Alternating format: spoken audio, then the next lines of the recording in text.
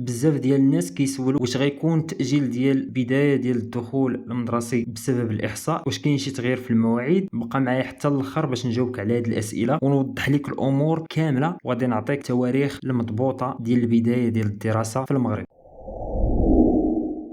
السلام عليكم، مرحبا بكم في فيديو جديد قناه المجتهد. كنتمنى تكونوا بخير. بالنسبه للناس اللي كيشاهدوا القناه ديالنا لاول مره كنقول لكم مرحبا بكم. ما تنساوش تشتركوا معنا الا كنتم مهتمين باخبار التعليم والدراسه. راه القناه ديالنا كتميز بالمصداقيه، ودائما كنجيب لكم اي جديد بخصوص القرايه في المغرب. بشكل رسمي وزاره التربيه الوطنيه والاكاديميات الجهويه بداو كيعلنوا على البرنامج العام ديال الدخول المدرسي الجديد 2024 2025. غادي نشوفوا في هذا الفيديو المحطات والمواعيد المهمه ديال هذا الدخول المدرسي. العديد ديال الاكاديميات في المغرب بداو كيعنوا، مثلا بالاكاديميه الجهويه للتربيه والتكوين ديال جهه بني مله الخنيفره، وهناك ايضا الاكاديميه الجهويه للتربيه والتكوين جهه سوس ماسا، كاينه ديال الجهه ديال الرباط وغيرها من الاكاديميات عنوا على نفس البرنامج. اذا نهار 2 جوج شتنبر غادي يلتحقوا الموظفين ديال هيئات الاداره والتدبير والموظفين ديال التفتيش والتاطير. هذا النهار غادي يكون مخصص للمسؤولين على التدبير ديال المؤسسات التعليميه. بالنسبه لنهار 3 شتنبر غادي يلتحقوا الاطر التربويه، يعني الاساتذه والاستاذات